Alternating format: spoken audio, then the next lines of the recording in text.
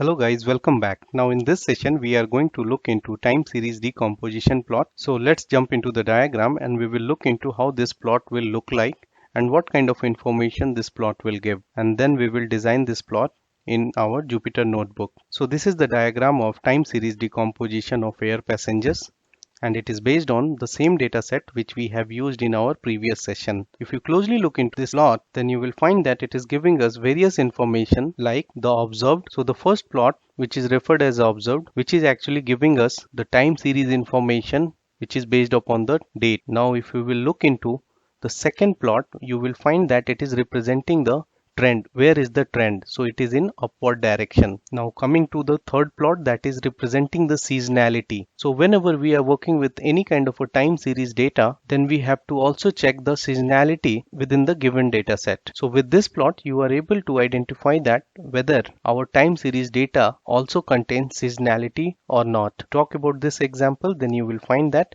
our data contains the seasonality. That's the reason sometime you will find it uptrend and then you will find downtrend, and this is the pattern it is following. And whenever we are having such kind of a pattern, that means it is representing the seasonality within the given time series data set. Don't worry if you are not understanding any of this. I am planning to create a course on time series data analysis, because time series data analysis is different than normal data analysis. For this particular course, you just focus upon the core concept of the data analysis as well as data visualization along with the tools which is being used for data analysis. Once you are comfortable with all these things, then you are easily able to do the time series data analysis.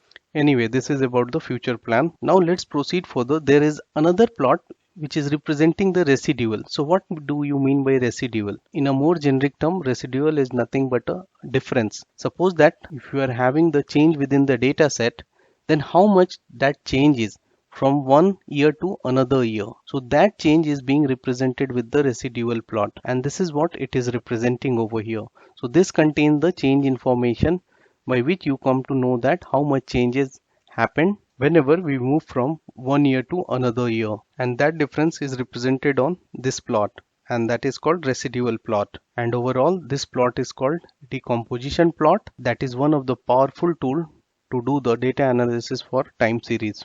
So now we will jump into the Jupyter notebook and we will look into how we can generate this plot. So to generate this plot, we are going to follow the same steps, but this time we need to include a library that will help us to generate the seasonal decomposition plot, or say decomposition plot. So let's import that library. So the library name is stats model. We need to tell that from statsmodel.tsa.seasonal, import seasonal underscore decompose. So this is the library and this is the module. From this library I am importing the seasonal underscore decompose module. So once it is being done, let's run it. Now at step 2, as usual, we need to import the data. So let's run the step as well. At step 3, we have some preparation step. So let's look into that. Dates equal to pd dot date time index, and over here we need to specify something like this. It is going to be list comprehension,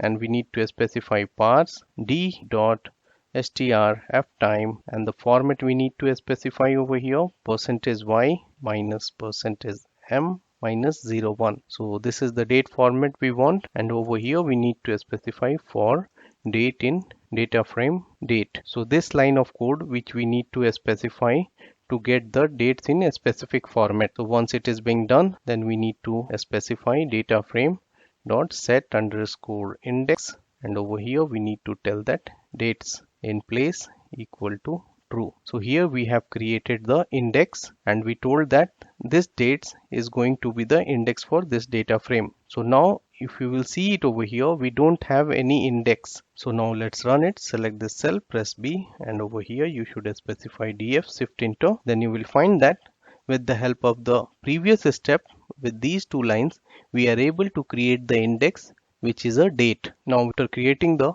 new index, let's proceed further and let's generate the seasonal decomposition plot. So how we can do that? We need to select the step 4, press B, and over here we need to specify result equal to seasonal underscore decompose, and over here we need to specify the value data frame, and the value, this is the value I am talking about. We need to specify this field name. Once it is being done, we need to tell that I want model equal to multiplicative, so we need to specify over here multiplicative.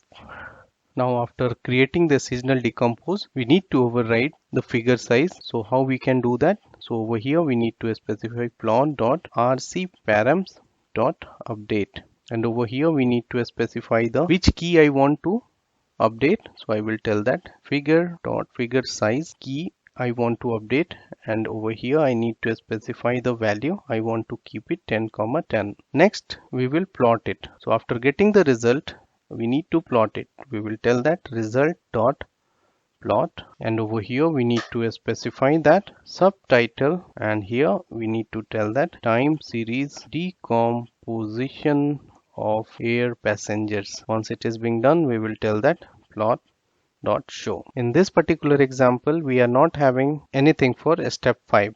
So let's execute it and let's look into the plot, how it will look like. Do shift enter, and then you will find that we got the plot how we saw in the diagram.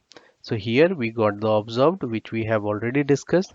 We also get to know about the trend, so it is in uptrend. We got the seasonality information, and at last we got the residual information. So with the help of this stats model library, we are able to get the seasonal decomposition chart very easily, and that is one of the powerful tool to visualize the time series data. So on this note, I am stopping over here. See you in the next session. Till then, bye bye, take care.